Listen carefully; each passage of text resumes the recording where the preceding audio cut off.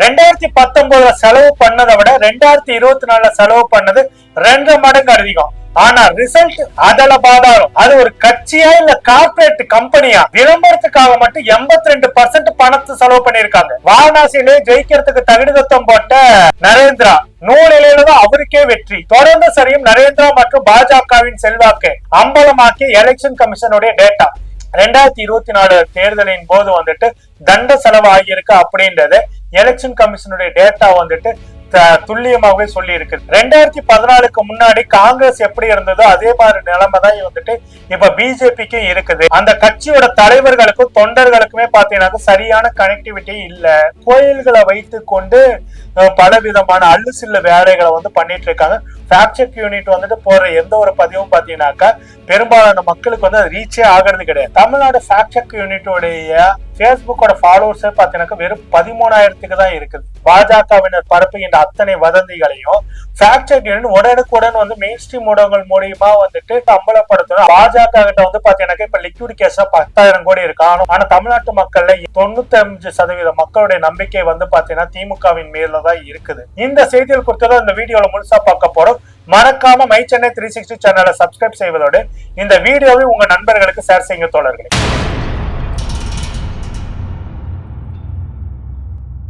My Chennai 360 தோழர்களுக்கு வணக்கம். தோழர்களே, ஆப்கி பார் 400 பார் சொல்லிட்டு நாடாளுமன்றத்துல வந்துட்டு ஒவ்வொரு தெரு வரைக்குமே வந்துட்டு கத்தோன்னு கத்திட்டு இருந்தது நம்மளுடைய நரேந்திரா கோஷ்டி. ஆனா தொடர்ந்து பாஜக மற்றும் நரேந்திராவுடைய செல்வாக்கு சரிஞ்சுக்கிட்டு தான் இருக்கு அப்படின்ற வெடிகுண்டை எலெக்ஷன் கமிஷனே அவங்களுடைய டேட்டாவை தூக்கி போட்டு காலி பண்ணதுனால இப்ப நரேந்திரா மற்றும் பாஜகவுடைய மானம் வந்துட்டு காத்துல பறந்துட்டு இருக்குன்னு சொல்ல முடியும். அதுலயும் 2024 பாஜக வந்துட்டு 3,335 கோடி ரூபாய் செலவு பண்ணியும் மக்கள் வந்துட்டு அவங்களுக்கு சம்மட்டி அடி மரணடியை தான் கொடுத்திருக்காங்க அப்படின்றது எலெக்ஷன் கமிஷனுடைய அந்த டேட்டா வந்துட்டு துல்லியமா சொல்லி இருக்குது. 2019 நாடாளுமன்ற தேர்தலின் போது பாஜக செலவு பண்ண தொகை வந்து பாத்தீங்கன்னாக்கா 1,300 கோடி ரூபாய். அதுக்கு வந்து பாத்தீங்கன்னாக்கா அவங்க 303 சீட்டுகளை பெற்று தனி மெஜாரிட்டியோட வந்துட்டு ஆட்சி அமைச்சாங்க. அதுவே 2024 நாடாளுமன்ற தேர்தலின் போது அவங்க செலவு பண்ண தொகை எவ்வளவுனாக்கா எலெக்ஷன் கமிஷன் வெளியிட்ட அந்த டேட்டாவை பார்த்தாலே தலைய சுத்துற அளவுக்கு இருக்குது. கிட்டத்தட்ட 3,335 கோடி ரூபாய வந்துட்டு அந்த தேர்தல்ல தண்ணியா வாரி செலவழிச்சிருக்குது பாஜகவும் நரேந்திரா கும்பலும். சரி, இவ்வளவு பணத்தை கொட்டி மெயின் ஸ்ட்ரீம் மீடியாக்களை விலைக்கு வாங்கி பல யூடியூப் இன்ஃபுளுசரை வளைச்சு போட்டோம். ரிசல்ட் வந்து பிஜேபி கிடைச்சது என்னமோ அவங்க எதிர்பார்த்த மாதிரி 400 சீட்டெல்லாம் இல்ல, வெறும் 240 சீட்டு தான். அதுவும் ஆட்சி அமைக்கிறதுக்கு தனி மெஜாரிட்டி கூட இல்லாம யானை தேஞ்சு கட்டெரும்பான கதையா வந்து பாஜகவுடைய செல்வாக்கு வந்து தொடர்ந்து சரிஞ்சு வந்துகிட்டே இருந்து கடைசியில 2024 தனி மெஜாரிட்டியோட ஆட்சி அமைக்க முடியாம நிதிஷ்குமார் மற்றும் சந்திரபாபு அவர்களோட காலில பிடிச்சுக்கிட்டு தான் இன்னைக்கு வந்துட்டு ஆட்சி நடத்திட்டு இருக்குது பாஜகவும் நம்ம ஒன்றிய பிரதமர் நரேந்திராவும் ஆட்சி நடத்திட்டு இருக்கிறாங்க. அதனாலதான் பாத்தீங்கன்னாக்கா 2024 தேர்தல் முடிந்த உடனே ஆந்திராவுக்கும் பீகாருக்கும் பாத்தீங்கன்னா பல சிறப்பு திட்டங்களை பல சிறப்பு நிதிகளையும் கொடுத்து அவங்களை சால்ஜாப்பு பண்ணி வச்சிருக்கிறாரு ஒன்றிய பிரதமர் நரேந்திரா. அந்த அளவுக்கு இவங்க செலவு பண்ண 3,335 கோடியும் வந்து 2024 தேர்தலின் போது வந்துட்டு தண்ட செலவு ஆகியிருக்கு அப்படின்றது எலெக்ஷன் கமிஷனுடைய டேட்டா வந்துட்டு துல்லியமாகவே சொல்லி இருக்குது, துல்லியமா அம்பலப்படுத்தி இருக்குது. அந்த டேட்டாவில இன்னொரு முக்கியமான விஷயமா அம்பலப்பட்டிருக்குதுங்க. என்னன்னாக்கா 82% வந்து பாத்தீங்கன்னாக்கா விளம்பரங்களுக்காக தான் செலவு செஞ்சிருக்காங்க. குறிப்பாக எந்த ஒரு மெயின் ஸ்ட்ரீம் மீடியா ஓபன் பண்ணாலுமே அதுல ஒன்றிய பிரதமர் நரேந்திராவுடைய முகம் தெரியற மாதிரியும், இங்க தமிழ்நாட்டுல வந்துட்டு ஒரு தற்கொலை முகம் வந்துட்டு அது சுற்றுப்பயணம் போகுதுன்னு சொன்ன உடனே தொடர்ந்து எல்லா டிவிலையும் வந்துட்டு அந்த ஒரு லைவே போயிட்டு இருந்திருக்கா. தமிழ்நாட்டுல வேற சம்பவங்களே நடக்காத மாதிரி தொடர்ந்து அவன் வீட்டு வாசல்ல வந்துட்டு எல்லாத்தையும் பண்ணாங்களே அந்த மாதிரிதான் வந்து பாத்தீங்கன்னா 2024 பல வட இந்திய ஊடகங்கள் வந்துட்டு ஒன்றிய பிரதமர் நரேந்திராவுடைய மோகங்கட்ட மட்டுமே காட்டிக்கிட்டே இருந்தாங்க. அந்த அளவுக்கு வந்து பாத்தீங்கன்னா பிஜேபி மெயின் ஸ்ட்ரீம் ஊடகங்களுக்கு செலவு செஞ்சது. அது மட்டும் இல்லாம நியூஸ் பேப்பரை திறந்தாலும் வார பத்திரிகைகளை திறந்தாலுமே அவருடைய செய்தி அவர் சம்பந்தப்பட்ட செய்தியில இருக்க மாதிரி பாத்துக்கிட்டாங்க. கூடவே சோசியல் மீடியா இன்ஃபுளுசரை வச்சுக்கிட்டு பல வேலைகளை செஞ்சாங்க. நம்ம வீட்டு பாத்ரூம் திறந்தா அவருடைய போட்டோ இல்ல அப்படின்ற நிலைமை மட்டும்தான் இந்தியா முழுக்குமே இருந்தது. அந்த அளவுக்கு பாத்தீங்கன்னாக்கா விளம்பர மோகத்துல வந்து பாத்தீங்கன்னா விளம்பரத்துக்காக வாரி இறைச்சாங்க. அந்த 3335 கோடி ரூபாய் பணத்துல வந்துட்டு 82% வாரி இறைச்சிருக்காங்க விளம்பரத்துக்காக மட்டுமே. ஆனா ரியலா என்ன நடந்திருக்கு, கிரவுண்ட் ரிசல்ட் என்ன இருக்கு அப்படின்னாக்க, நீ என்னதான் மேக்கப் போட்டு வந்தாலும் சரக்குல தம் இல்லைன்னா உன் படம் இங்க ஓடாது அப்படின்றத மக்கள் நிரூபிச்சுட்டாங்க. RSS வந்து தாங்கிட்ட பெரிய நெட்வொர்க் வச்சிருக்கிற மாதிரியும் ஹிந்துத்துவ அலை வந்து பாத்தீங்கன்னாக்க நாடு முழுக்க வீசுது அப்படின்ற மாதிரிலாம் கட்டமைச்சிருந்த அந்த பொய் பிம்பம், அந்த பொய் பிம்பம் எல்லாமே வந்து பாத்தீங்கன்னாக்கா பலூன்ல ஊசியை குத்துனாக்கா வெடிக்கிற மாதிரி வந்துட்டு வெடிக்க வச்சிருக்கிறாங்க. 2014க்கு முன்னாடி காங்கிரஸ் எப்படி இருந்ததோ அதே மாதிரி நிலைமை தான் வந்துட்டு இப்ப பிஜேபிக்கும் இருக்குது. அந்த கட்சியோட தலைவர்களுக்கும் தொண்டர்களுக்குமே பாத்தீங்கன்னா சரியான கனெக்டிவிட்டி இல்ல. அதே போல தலைவர்களுக்கும் மக்களுக்குமே வந்துட்டு எந்த விதமான தொடர்பு இல்லாம இருக்குது. எல்லாமே பாத்தீங்கன்னாக்க இங்க மேனேஜ்மெண்ட் அரசியல் தான் நடந்துட்டு இருக்குது அப்படின்னு சொல்லிட்டு அரசியல் நிபுணர்கள் இந்த டேட்டா வச்சுட்டு சொல்றாங்க. என்ன அரசியல் மேனேஜ்மெண்ட் அப்படின்னாக்கா, இடியையும் ஐடியையும் சிபிஐயும் வச்சுக்கிட்டு எதிர்கட்சிகளை முடக்கி அவங்க கிட்ட பணமே இல்லாம பண்ணிட்டாங்க. அது மட்டும் இல்லாம காங்கிரஸ் கட்சியோட அக்கௌண்ட்டையும் அதே போல அவங்களை தீவிரமா எதிர்க்க கட்சிகளோட அக்கௌண்ட் எல்லாம் ஃப்ரீஸ் பண்ற வேலையும் பண்ணாங்க. ஆனா பிஜேபி ஆபீஸ்ல மட்டும் பாத்தீங்கன்னா 10,000 கோடி ரூபாய்க்கு வந்துட்டு லிக்விட் கேஷாவே இருக்குன்ற தகவல் எல்லாம் அரசியல் திறனாய்வாளர்கள் சொல்லிட்டு இருக்கிறாங்க. இந்த பணம் எல்லாமே முழுக்க முழுக்க வந்து பாத்தீங்கன்னா எலக்ட்ரல் பண்ட் மூலியமா பிஜேபி வந்துட்டு இடியையும் சிபிஐயும் ஐடியும் வச்சுக்கிட்டு எலக்ட்ரல் ஃபண்ட் மூலியமா வந்துட்டு பிஜேபி இந்த பணத்தை எல்லாம் வந்து சேர்த்து வச்சிருக்கிறாங்க அப்படின்றதையும் அமலப்படுத்துறாங்க. இப்படி வந்து பாத்தீங்கன்னாக்கா ஊராமுட்டினையும் முன்னாடி கையன்ற மாதிரி இவங்களுக்கு வந்துட்டு இடி சிபிஐ ஐடி இது எல்லாம் வச்சுக்கிட்டு எலக்ட்ரல் ஃபண்ட் மூலியமா வாங்கின அந்த பணத்தை தான் வந்து பாத்தீங்கன்னாக்கா இவங்க வந்துட்டு தேர்தல் சமயங்கள்ல தண்ணியா வாரி அரைச்சி விளம்பரத்துக்காக மட்டுமே செலவு பண்ணிட்டு இருக்கிறாங்க. அதனுடைய ரிசல்ட் வந்து வெளிப்படையா சொன்னாக்கா உண்மையிலே ஒன்றிய பிரதமர் நரேந்திராவுக்கும் பிஜேபிக்கும் அவங்க ஆட்சி காலத்து செல்வாக்கு உயர்ந்திருந்தாக்கா அவருடைய வெற்றி வாய்ப்பு வந்து ஈஸியா இருந்திருக்கும். அது குறிப்பா வந்து பாத்தீங்கன்னாக்கா ஒன்றிய பிரதமர் நரேந்திராவுடைய வெற்றி வாய்ப்புல சர்வசாதாரணமா போயிருக்கும். ஆனா என்ன நடந்தது அப்படின்னாக்க உண்மையிலேயே அவருடைய செல்வாக்கு உயராம இருந்ததுனாலதான் அவருடைய சொந்த தொகுதியான வாரணாசி தொகுதியிலே முதல் 4 ரவுண்டுக்கு வந்து பாத்தீங்கன்னாக்க ரொம்ப பின்னடைவுதான் இருந்தாங்க.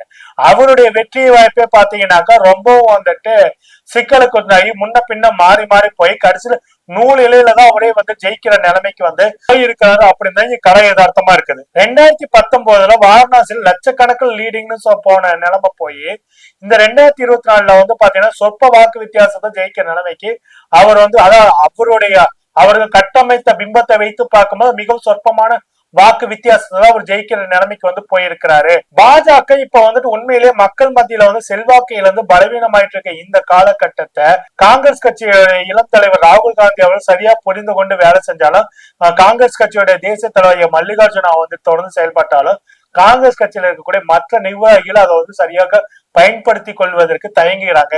இந்த எதிர்ப்பு விஷயம் ஏதாவது பாஜகவுக்கு எதிராகவும் நரேந்திராவுக்கு எதிராகவும் மிகப்பெரிய எதிர்ப்பு வந்துட்டு இருக்கு. அவங்க செல்வாக்கு வந்து தொடர்ந்து சரிஞ்சிட்டு இருக்குது.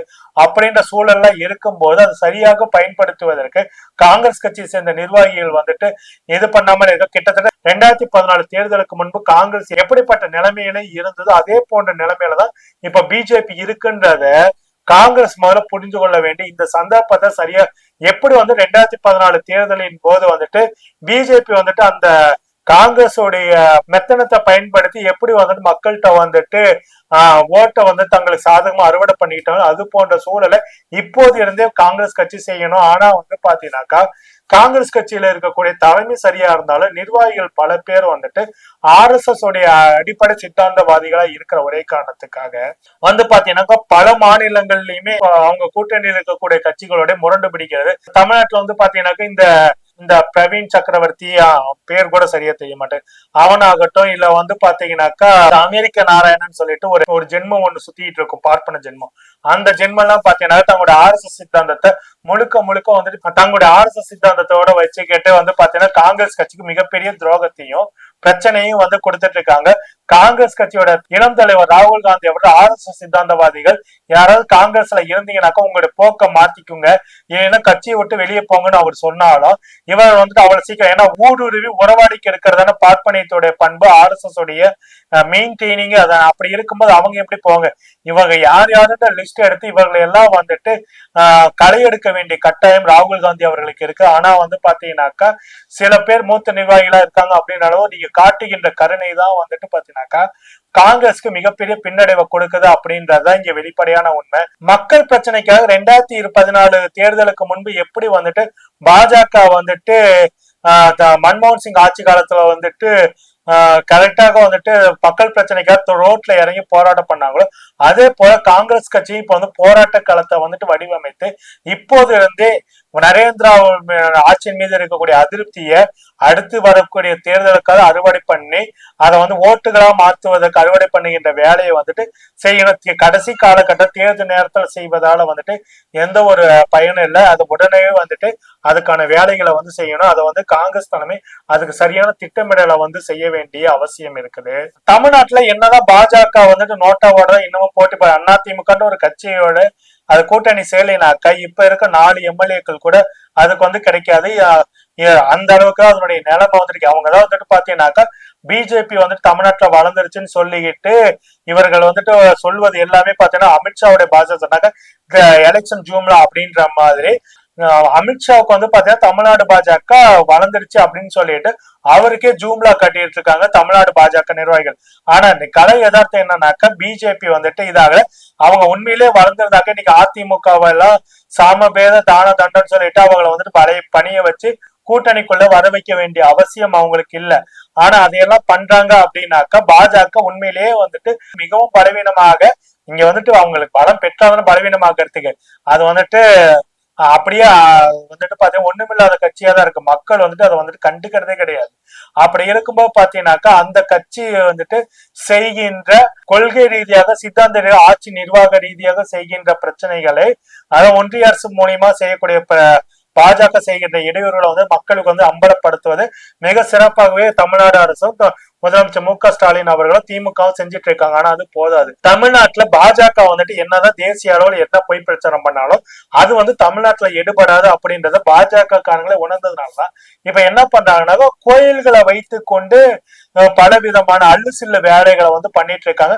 கோயில்களை வைத்து கொண்டு பலவிதமான வதந்தி இதுதான் திமுக வந்துட்டு கையாள வேண்டிய இடமா இருக்கு. ஏன்னா சமீபத்துல வந்து பாத்தீங்கன்னாக்கா அனைத்து ஜாதி அச்சராகலாம் அப்படின்னு சொல்லிட்டு அந்த திட்டத்தின் மேலும் பயிற்சி பெற்ற ஒருத்தர் வந்து பாத்தீங்கன்னா மந்திரங்களை தப்பா சொல்லி பித்ருக்களுக்கு வந்து ராமேஸ்வரத்தை பூஜை பண்றாரு அப்படின்ற மாதிரி சொன்னா கடைசியில் அவர் வந்து பாத்தீங்கன்னா ஒரு கிளி ஜோசியர். இது வந்து எப்பனாக்கா 3 நாளைக்கு முன்னாடி நடந்த ஒரு பிரச்சனைய ஃபேக்ட் செக் யூனிட் வந்துட்டு பதிவு வந்துட்டு இன்னைக்குதான் போடுறாங்க. ஃபேக்ட் செக் யூனிட் வந்துட்டு போடுற எந்த ஒரு பதிவும் பாத்தீங்கன்னாக்கா பெரும்பாலான மக்களுக்கு வந்து அது ரீச்சே ஆகிறது கிடையாது. தமிழ்நாடு ஃபேக்ட் செக் யூனிட்டோடைய பேஸ்புக்கோட ஃபாலோவர்ஸே பாத்தீங்கன்னாக்கா வெறும் 13,000 தான் இருக்குது. இப்படிதான் வந்துட்டு அதனுடைய நிலைமை இருக்கு. இதை வந்துட்டு பாத்தீங்கன்னாக்கா இதை பெரும்பாலான மக்களுக்கு இதுல போடுகின்ற பதிவுகள் வந்து பாத்தீங்கன்னா பெரும்பாலும் போய் சேர்றதே கிடையாது. குறிப்பாக வந்து பாத்தீங்கன்னாக்கா இப்ப இந்த வீடியோ ஷூட் பண்ற 4 மணி நேரத்துக்கு முன்னாடி ஒரு வீடியோ வந்து ஃபேக்ட் செக் யூனிட்ல வந்து போட்டிருக்காங்க. அதோட ரீச்னு வந்து பாத்தீங்கன்னா வெறும் 8 பேருக்கு தான் வந்து ஷேர் பண்ணிருக்காங்க. கிட்டத்தட்ட 23 லைக்ஸ் தான் போயிருக்கு. அதை விட முக்கியம் அதனுடைய வியூஸ் பாத்தீங்கன்னா வெறும் 1000 பேத்துக்கு தான் அந்த தகவல்கள் வந்து போய் சேர்ந்திருக்க நிலைமை தான் வந்துட்டு இருக்குது. பிஜேபி RSS சங்கினர் வந்து பாத்தீங்கன்னாக்கா கோயில்களை வைத்து கொண்டு அவர்கள் பரப்புகின்ற வதந்திகள் வந்து பாத்தீங்கன்னாக்கா பேஸ்புக், யூடியூப், வாட்ஸ்அப் குரூப் அப்படின்னு சொல்லிட்டு 5 நிமிஷத்துல பாத்தீங்கன்னாக்கா கிட்டத்தட்ட 50,000 வியூக்கு போற அளவுக்கு வந்துட்டு அவங்க பண்றாங்க. ஆனா வந்து பாத்தீங்கன்னாக்கா இந்த ஃபேக்ட் செக் யூனிட் வந்து போடுகின்ற பல தகவல் வந்துட்டு மக்களுக்கு வந்து போய் இவங்க போடுகின்ற தகவலுக்கு முன்னாடியே பாத்தீங்கன்னாக்கா அந்த வதந்தி பெரும்பாலான மக்களுக்கு வந்து போயிருக்கு. கோயில் வைத்து வருகின்ற வதந்திகள் இந்த மாதிரியான வதந்திகள் அது குறிப்பாக கோயிலை வைத்துக் கொண்டு பாஜகவினர் பரப்புகின்ற அத்தனை வதந்திகளையும் ஃபேக்ட் செக் யூனிட் உடனுக்குடன் வந்து மெயின் ஸ்ட்ரீம் ஊடகங்கள் மூலியமா வந்துட்டு அம்பலப்படுத்தணும். அது மட்டும் இல்லாம அந்த இது வந்து பாத்தீங்கன்னா சோசியல் மீடியாக்கள் வந்து பேசணும். அது குறித்து ஒரு சிறு விவாதத்தையாவது உருவாக்கணும். ஆனா அந்த மாதிரி விஷயங்கள்லாம் பண்ணாம வெறுமனே வந்து பாத்தீங்கன்னாக்கா நாங்க ஃபேக்ட் செக் பண்ணிட்டு பதிவு போட்டு எங்க வேலை முடிஞ்சிருச்சு அப்படின்னு இருந்தாக்கா அந்த செய்திகள் எப்படி வந்து மக்கள்கிட்ட போய் சேரும்? இதுதான் நம்மளுடைய கேள்வியா இருக்கு. ஆனா வந்து பாத்தீங்கன்னாக்கா இந்த ஃபேக்ட் செக் யூனிட்டை வந்துட்டு இன்னும் வேகமாக செயல்படுத்துவதற்கான வேலையை வந்து தமிழ்நாடு முதலமைச்சர் மு.க.ஸ்டாலின் வந்து தீவிரமா எடுக்க வேண்டிய குறிப்பாக வந்து பாத்தீங்கன்னாக்கா இந்த செய்திகள் எல்லாத்தையுமே வந்துட்டு கோயில் சம்பந்தப்பட்ட வதந்தி செய்திகள் எல்லாத்துக்குமே வந்துட்டு முற்றுப்புள்ளி வைக்கிறதுக்கான வேலைகள் செய்யணும். அதே போல அந்த ஃபேக்ட் செக் யூனிட் மூலியமா வந்து பார்த்தா அது உடனுக்குடன் ரியாக்ஷன் கொடுக்குற அளவுக்கு வந்துட்டு வேலைகளை வந்து செய்யணும். அதை செய்வதற்கான வேலைகளை வந்துட்டு துரிதப்படுத்த வேண்டிய அவசியம் இருக்கு. ஏன்னா கட்சி ரீதியாகவும் சித்தாந்த ரீதியாகவும் திமுக வந்துட்டு அதனுடைய செயல்பாடுகளை மிகவும் தரமாவே செஞ்சுட்டு இருக்குது. உண்மையே சொன்னாக்கா திமுக கூட்டணி கட்சிகளும் சரியாக வந்துட்டு களத்தை வந்து பயன்படுத்திட்டு இருக்காங்க. இந்த 2021 சட்டமன்ற தேர்தலுக்கு அப்புறமேட்டும் தொடர்ந்து ஜெயிச்சிட்டோம் ஆட்சி அமைச்சிட்டோம் அப்படின்னு இல்லாம எல்லா திமுகவுடைய கட்சியில இருக்கக்கூடிய தலைமை நிர்வாக பொறுப்பு இருக்கிறவங்கல இருந்து கட்சியோட தொண்டன் வரைக்கும் வந்து பாத்தீங்கன்னா தொடர்ந்து வந்துட்டு மக்களை சந்திக்கிறது, அவங்க திட்டங்களை வந்து சொல்றது. அது மட்டும் இல்லாம கட்சியுடைய தலைமை சார்பா வந்துட்டு இளைஞர்களுக்கு பயிற்சி பாசம் இப்படி ஏகப்பட்ட விஷயம் தொடர்ந்து செஞ்சுட்டே இருக்காங்க. இது மட்டும் போதாது.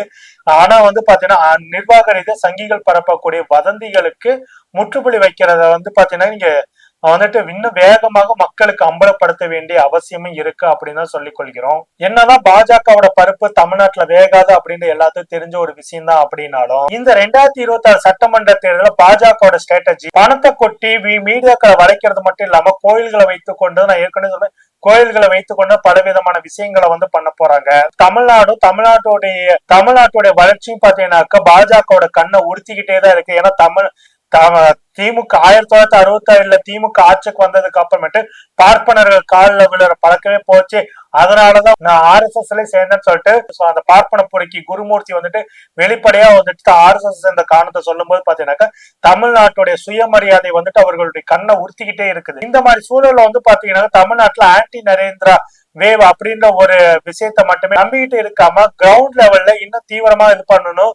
குறிப்பாக கோயில் சம்பந்தப்பட்ட விஷயங்கள்ல வந்துட்டு பிரச்சனைகளை வதந்திகளை வந்துட்டு சங்கிகள் பரப்புறாங்கனாக்கா அது ஃபேக்ட் செக் யூனிட்டோடைய இது வரைக்கும் வருவது கூட நீங்க காத்துட்டு இருக்காம அந்தந்த பகுதியில அந்தந்த கோயில்கள் பக்கத்துல இருக்கக்கூடிய திமுகவுடைய அடிப்படை தொண்டனை முடிவு பண்ணி அந்த இடத்துல என்ன உண்மைன்றத ஒரு போன்ல ரெக்கார்ட் பண்ணி வந்துட்டு அவங்க அனுப்புனா. ஏன்னா இந்த தேர்தல் முடிகிற வரைக்கும் ஒவ்வொரு திமுக தொண்டனும் கண்டிப்பாக ஒரு ஃபேக்ட் செக் யூனிட்டா அவனே இருக்க வேண்டிய அவசியம் இருக்கு. சங்கிகள் பரப்புகின்ற வதந்திகளை தடுத்து நிறுத்துறதுக்கு அவன் பாஜக கிட்ட வந்து பாத்தீங்கன்னா இப்ப லிக்விட் கேஸ் 10,000 கோடி இருக்கு. ஆனா தமிழ்நாட்டு மக்கள்ல 95% மக்களுடைய நம்பிக்கை வந்து பாத்தீங்கன்னா திமுகவின் மேலதான் இருக்குது. அப்படி இருக்கும்போது பாத்தீங்கன்னாக்க இந்த களத்தை வந்துட்டு பாஜகவுக்கு நீங்களும் வந்துட்டு கொஞ்சம் அசட்டியா வந்து விட்டு கொடுத்துறாதீங்க அப்படின்னு சொல்லிக் கொள்கிறோம். ஆக மொத்தத்துல எலெக்ஷன் கமிஷன் வெளியிட்ட அந்த சமீபத்திய ரிப்போர்ட் வந்து பாத்தீங்கன்னாக்கா பணம் 10 செய்யும் நினைச்சிட்டுதான் பாஜக வந்துட்டு பணத்தை வாரி இறைச்சா போதும் ஜெயிச்செல்லாம் நினைச்சிட்டு இருக்கும்போது உன் பணம் வந்துட்டு உனக்கு பூஜ்ஜியத்தை தான் தரும் அப்படின்றத இந்திய மக்கள் வந்துட்டு நிரூபிச்சிருக்கிறாங்க.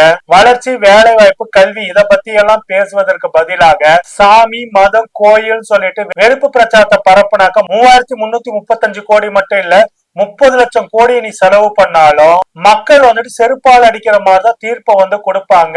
இப்ப எப்படி உன்ன மைனாரிட்டி கவர்மெண்டா சந்திரபாபு அவருடைய காலிலையும் நிதிஷ்குமார் காலையும் விழுந்து கிடத்த வச்சிருக்கோ அதே போன்ற நிலைமையதான் வந்துட்டு மக்கள் வந்துட்டு அடுத்த தேர்தலும் இதை விட மோசமான நிலைமையை வந்து கொடுக்கறதுக்கு தயாரா இருக்காங்க. நிச்சயமாக அடுத்த தேர்தலில் பாஜக வந்துட்டு ஆட்சி பிடிப்பதற்கான சாத்தியம் இல்லை அப்படின்னாலும் அதை வந்துட்டு காங்கிரஸ் கட்சி எப்படி கையாளுகிறது அப்படின்ற பொறுத்தவரைக்கு குறிப்பா காங்கிரஸோட தேசிய தலைமையில அந்தந்த மாநிலங்கள் இருக்கக்கூடிய காங்கிரஸ் கட்சியுடைய தலைவர்கள் மத்த கூட்டணி கட்சி தலைவர்களோட வந்துட்டு அனுசரணையா போனா மட்டும்தான் பாஜக வீழ்த்த முடியும் அப்படின்றத இங்க கலை யதார்த்தம். கடைசியா பாஜக, RSS, நரேந்திரா மற்றும் அவங்க நம்பிட்டு இருக்கக்கூடிய எடப்பாடி பழனிசாமி இவங்க எல்லாத்திட்டையும் சொல்ற ஒரே விஷயம் என்னன்னாக்கா இந்த 2026 தமிழ்நாடு சட்டமன்ற தேர்தல்ல கூட நீங்க 1000 கோடியை வாரி இறைச்சாலும் SIR வச்சுக்கிட்டு பலவிதமா ஓட்டுகளை திருடினாலும் பீகார் ஓட்டு வாக்காளர்கள் வந்து தமிழ்நாட்டு வாக்காளர்களை சேர்த்தாலும் தமிழ்நாட்டு மக்களோட மனசுல இடம் பிடிக்கிறதுக்கு நேர்மைன்னு ஒண்ணு வேணும். நாடாளுமன்றத்துல ராகுல் காந்தி சொன்ன ஒரே விஷயம் தான், என்னைக்கும் தமிழ்நாட்டு மக்கள் மனசை வந்துட்டு நீங்க ஆட்சி செய்யவே முடியாது. ராகுல் காந்தி அவர்கள் நாடாளுமன்றத்துல ஒன்றிய பிரதமர் நரேந்திராவை பார்த்து பாஜகவை பார்த்து சொன்னீங்களா, அதுதான் இன்னும் எப்பவுமே கலை யதார்த்தமா இங்க இருக்கும். இருந்தாலும் என்ன நடக்குது என்பது குறித்து பொறுத்து வந்து பார்ப்போம் தோழர்களே. நன்றி, வணக்கம். தமிழக மக்கள் வந்து ரொம்ப தெளிவாதான் இருப்பாங்களே தவிர்த்து இது அயோத்தி மாதிரி ஆக்கலாமே, இதுல என்ன தவறுன்னு கேக்குறாருன்னா அப்ப அவர் எந்த அளவு இவருக்கு அறிவு இருக்கு நயினார் நாகேந்திரன் அவர்களுக்குன்னு இதுலயே மக்கள் தெளிவா புரிஞ்சிருப்பாங்க. அப்ப நீங்க என்ன சொல்ல வரீங்க? நேரடியா நாங்க அப்படிதான் பண்ணுவோம், நாங்க பிஜேபியை உள்ள நுழைக்கிறதுக்கு RSS மூலமா எல்லா காரியங்களையும் நாங்க இதெல்லாம் வந்து ஒரு சின்ன சின்ன விஷயங்கள் அப்படியே குட்டி குட்டியா அரிச்சு அப்படியே பெரிய பூதாகரமா ஆக்கி அதுல ஒரு சந்தோஷப்படுறதுதான் பிஜேபியோட நோக்கம். என்னன்னா தமிழக மக்களுடைய நிம்மதியை கெடுக்கும்.